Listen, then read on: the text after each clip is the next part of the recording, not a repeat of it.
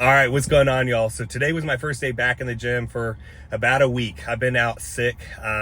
This thing was nasty, guys. It seems like about half the city of Austin right now is out sick. They're calling it flu A, but this thing was nasty. This put me on my ass for about a week. And it was one of the worst sicknesses I've had in a minute. And with that, I know a lot of people right now are sick. It seems like half of my client roster over the last couple months has come down with something. I've got clients, in all different parts of the country, some in different countries around the world. And so many of them have come down with some type of sickness. And with that, us being strength athletes, bodybuilders, powerlifters, strongman, whatever you're competing in, so many of us, we have our goals that, we don't want to lose traction and lose progress. So today we're going to talk about my rules for, working out around, being sick, when to work out and all of that.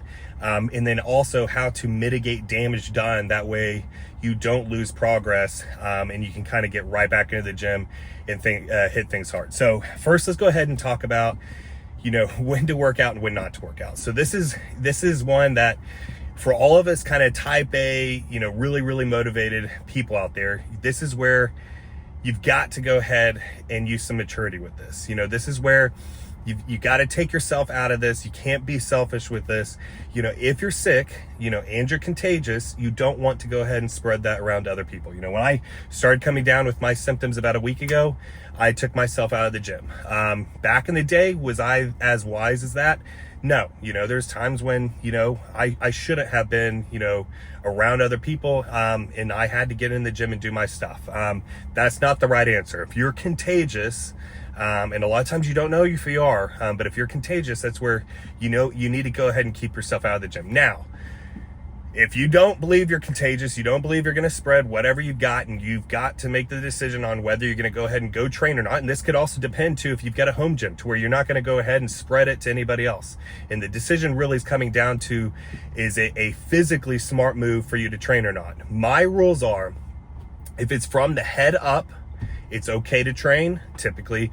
If it's from the neck down, so neck up, if it's from the neck down, take off. So what I mean by that, neck up is typically stuff like head colds, congestion. Like right now, I just have congestion.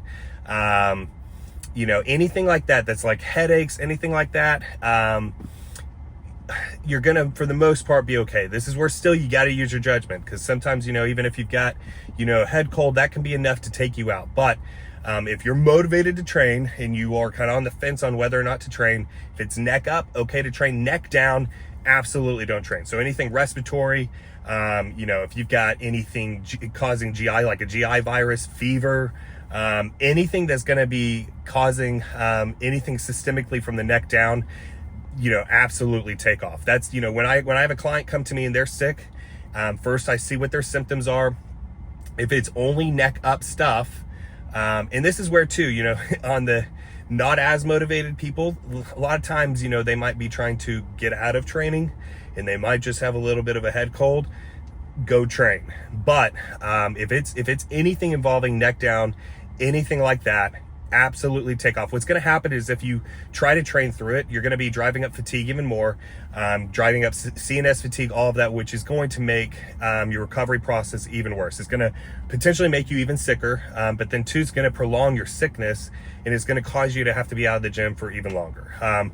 So that's where, just go ahead, decide to take off, rest up, and then try to get through the sickness as quick as you can, but focus on your healing and recovery. If it's neck up, you've got just a head cold, whatever, make sure to stay hydrated and all of that, and we're going to get into the rules in just a second. But a lot of times you can go ahead and train through head colds. That's not too bad. So now let's go ahead and get into the rules on how to mitigate damage done. So this is one that, I have so many clients that, they whether they're in a contest prep or whether they've just had great momentum lately and they don't want to lose the momentum. This is where, there are things you can do to mitigate damage done. So first off, if you've got a bad sickness that you completely lose your appetite, or you're vomiting, diarrhea, anything that's causing, like, basically you can't get food down, you're going to just have to you're going to have to do what you can do. First off, prioritize hydration. You've got to stay hydrated. No matter what the sickness is, stay hydrated. Means not only fluids, but make sure you're keeping up with sodium intake, all of that. But keep up with your hydration as like your main priority. If you can, make sure to stay on track with your diet.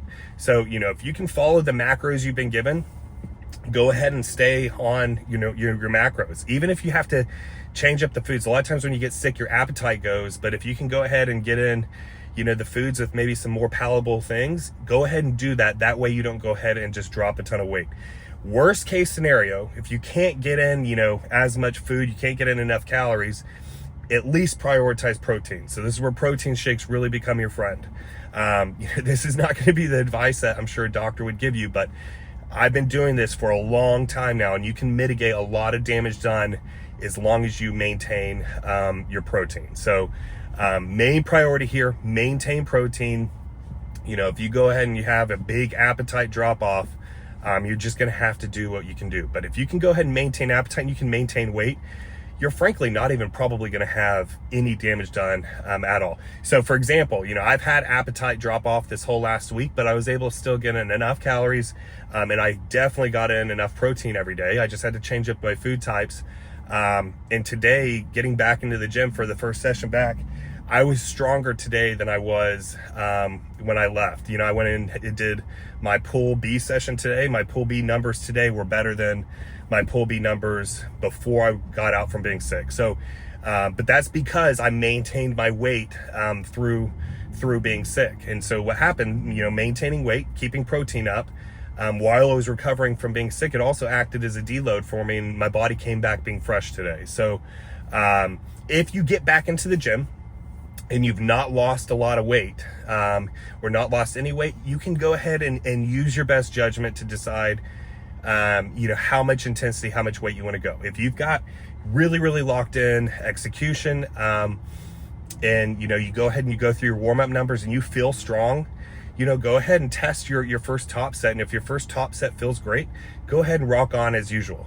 What's going to happen a lot of times though, and this happens with, I would say, the majority of people when they get sick, especially if you have any bit of weight drop. If you have any bit of weight drop, you're most likely going to come back in the gym weak. And it can take anywhere from, one session back to even over a week to fully recover back into the gym.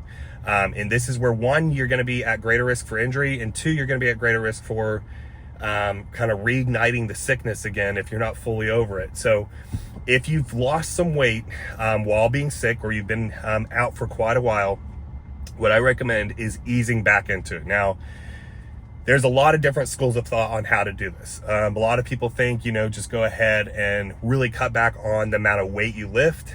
Me personally, how I like to rock deloads and do stuff like this is, if possible, I still like to lift with max intensity on a working set. I'm going to pull working sets off though. So I'm going to pull volume off.